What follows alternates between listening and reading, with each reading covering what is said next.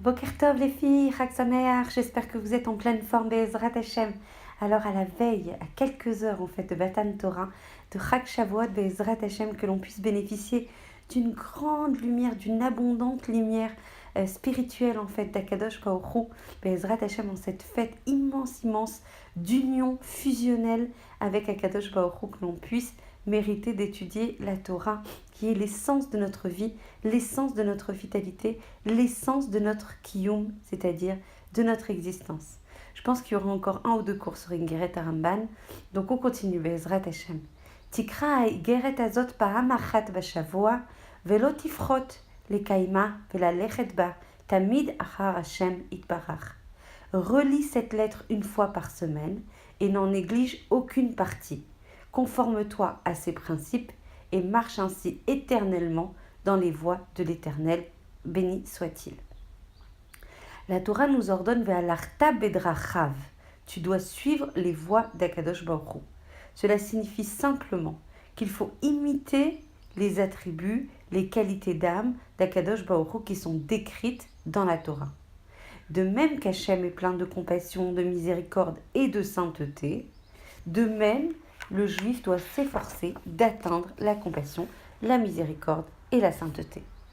Le Ramban fait ici allusion à une autre manière de suivre les traces d'Akadosh Baruch Hu, celle que décrit le Rambam dans son guide. Celui qui marche avec Hachem, écrit le Rambam, concentre toute son attention sur Hachem et ne se laisse distraire par rien. C'est cette façon de marcher dans les voies d'Akadosh Baruch Hu qui est le niveau le plus élevé de l'existence humaine. Il faut une intense discipline, une intense rigueur pour espérer atteindre ce niveau le plus élevé de l'existence. Et celui qui aspire à une telle proximité avec Akadosh Baruch Hu doit commencer par s'exercer à se concentrer sur ses prières. Et grâce à cet entraînement de concentration ultime dans les prières, ça lui permettra de sentir plus facilement la présence d'Akadosh Baruch Hu tout au long de la journée, et ce même lorsqu'il travaille, même quand il est occupé à d'autres affaires matérielles. Le Rambam continue ainsi: lorsqu'un homme libère son esprit de toutes les choses matérielles, lorsqu'il appréhende correctement la vraie nature d'Akadosh Baruch Hu et se réjouit de cette connaissance, il est impossible qu'un malheur quelconque lui échoue. Il est toujours avec Dieu et Dieu est toujours avec lui. Rabbi Chaim de Vologine cite le Talmud dans Choulin et il enseigne que celui qui assimile le verset Hashem hu Elokim en od milvado, l'Éternel est Dieu, il n'y a rien en dehors de lui, sera protégé de toutes les forces du mal.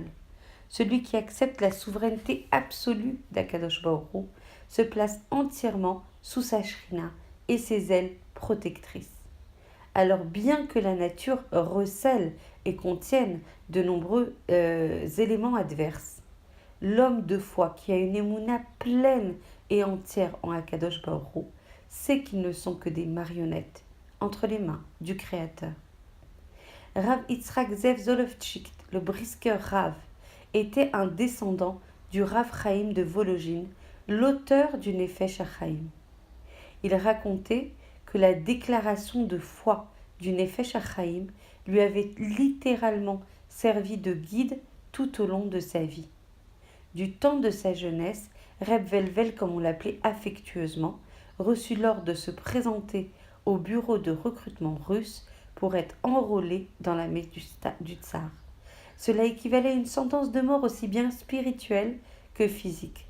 Au fur et à mesure que la date de la convocation approchait, son père, Rav Chaim Brisker, l'encourageait à se concentrer sur ce fameux passage de Nefesh HaChaim. À son grand soulagement, lorsque son entretien avec le bureau de recrutement eut lieu, il fut exempté de service. Plus tard, lorsque les Allemands envahirent la Pologne au début de la Seconde Guerre mondiale, Reb Velvel quitta Varsovie et s'enfuit à Vilna. Les routes grouillaient de troupes allemandes et les nazis étaient partout. Le danger était immense. Cependant, Reb Velvel voyageait sans encombre, car il n'oubliait jamais le conseil du Nefesh HaChaim. Si tu penses toujours à Hachem, il pensera toujours à toi et te protégera du malheur. Il arriva une seule fois que Reb Velvel fut distrait et laissa son esprit s'égarer. Immédiatement, surgit de nulle part, un nazi armé s'approcha de lui d'un air menaçant. En un éclair, Reb Velvel rassembla ses pensées et se concentra à nouveau sur le Nefesh HaChaim, et le nazi s'éloigna. Rabbi Yosif Leb Bloch de Delché, dans Shiurei Da'at, explique que les forces naturelles qui menacent l'humanité peuvent être comparées à un chien méchant retenu par une longue laisse attachée autour de son cou. Lorsque l'animal attaque, la seule issue pour la victime désignée consiste à appeler le maître du chien pour qu'il retienne la bête. Si la victime ne reconnaît pas la présence du maître, il est réellement en grave danger. De même, lorsque l'homme ne voit pas la laisse qui retient les forces de la nature, il se place effectivement à leur merci. C'est très très très très fort d'enseignement.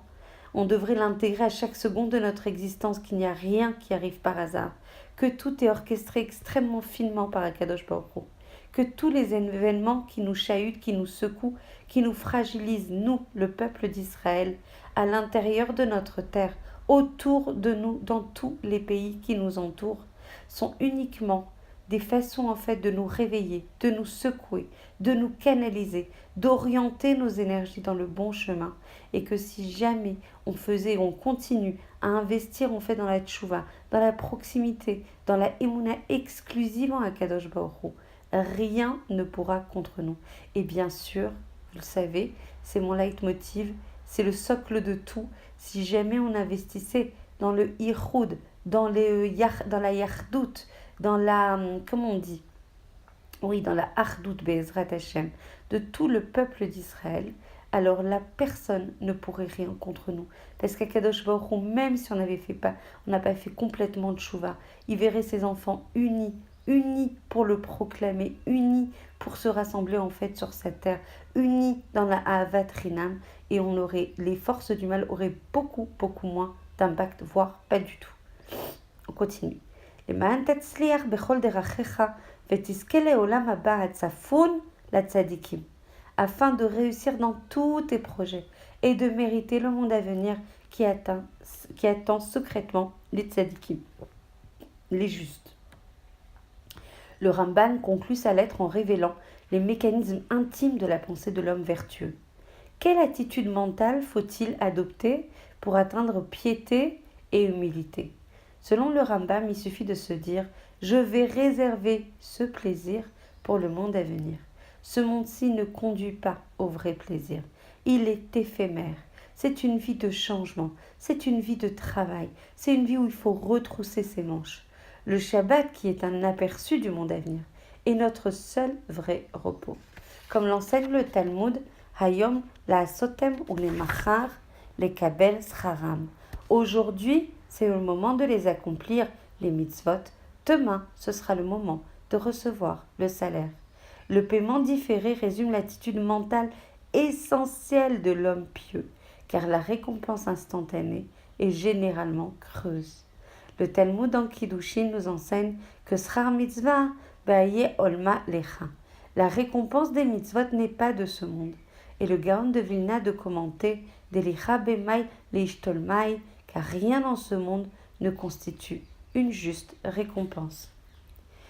Rav Yitzhak Zezolovitch racontait l'histoire suivante au sujet du rabbi Leyer de Metz, auteur du classique Shahagat Ari. Rabbi Eleb et sa femme vécurent toute leur vie dans la pauvreté. Mais à l'âge de 70 ans, le Shahagat Ari devient rav de la prestigieuse et prospère Keila de Metz. Peu après leur arrivée, la Rebbetzin, donc la rabbinite, organisa un dîner en l'honneur des notables de la communauté. La Keila eut la délicatesse de faire livrer des plats du dîner chez le Rav. Certains mets étaient si raffinés que la rabbinite ne les avait jamais vus. Elle était particulièrement intriguée par un sac de cristaux blancs qu'elle prenait pour un aliment exotique. Après le dîner, la rabbinite servit ces cristaux et on apprit qu'on appelait ça du sucre. Après s'être délectée de cette délicieuse friandise, elle alla trouver le Rav et éclata en sanglots. malheur à nous, s'écria-t-elle. Nous avons toute notre vie évité les plaisirs de ce monde pour pouvoir profiter pleinement du monde à venir. Mais nous avons failli et avons entamé notre part en ce monde. Le Midrash dans Bamidbar Rabbah enseigne que ceux qui recherchent la récompense en ce monde sont condamnés à vivre des vies de frustration et de déception. Et le rabbi Doutsai racontait: Je fus un jour invité à un somptueux banquet offert par un adorateur d'idoles éminents et prospères qui exigeait que chaque habitant de notre ville assistât à l'immense fête qu'il avait organisée avec une générosité inégalée. Les tables élégantes étaient chargées de tous les mets et de tous les aliments du monde. L'hôte rayonnait de fierté en déclarant que rien ne manquait sur ces tables de banquet. Soudain, quelqu'un remarqua qu'une certaine espèce de noix exotique n'était pas présente. Et là, l'hôte changea instantanément d'expression. Ses traits se tordirent de fureur et de rage. Il se mit à jurer et à fulminer. Puis il empoigna la table du banquet et la renversa, brisant tout le service en 1000 morceaux. Je lui demandai pourquoi il était si furieux, et elle me répondit: Rabbi, vous nous avez toujours enseigné, et je vous crois que ce monde est celui dont nous, idolâtres, devons jouir, tandis que le monde à venir vous est réservé, à vous les Juifs. Je vois maintenant que je ne peux jouir de tout en ce monde, et cela me rend furieux. Puisque le Ramban indique à son fils dans cette lettre la façon d'atteindre la paix d'esprit et la tranquillité, il lui semble nécessaire de souligner qu'il faut réserver l'idée de la récompense au futur. Celui qui espère recevoir récompense et reconnaissance en ce monde est certain d'être frustré. Voilà, Bezrat Hashem, je vous souhaite une très très très belle fête de Matan Torah, que l'on puisse jouir de l'influx spirituel comme à l'époque. La même lumière va descendre ce soir. Préparons-nous encore, nous avons quelques heures pour préparer les kélim, les ustensiles pour recevoir cette lumière. Donc soyons gentils avec les autres, travaillons nos midot de Ahavat Rinam, de la Doun les Kav Zechut Bezrat Hashem, d'investir dans la Torah. Mettez vos oreillettes en préparant la fête et écoutez un maximum de cours.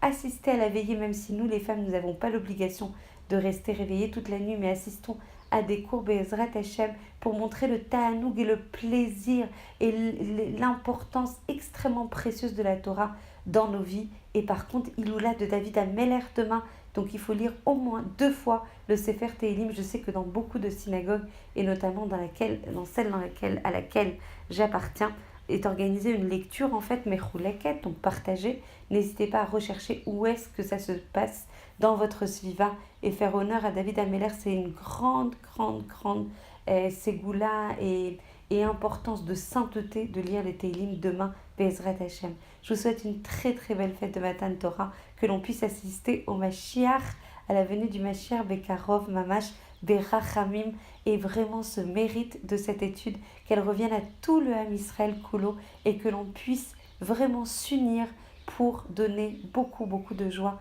à Akadosh Baruch Hu. Je vous embrasse très très fort.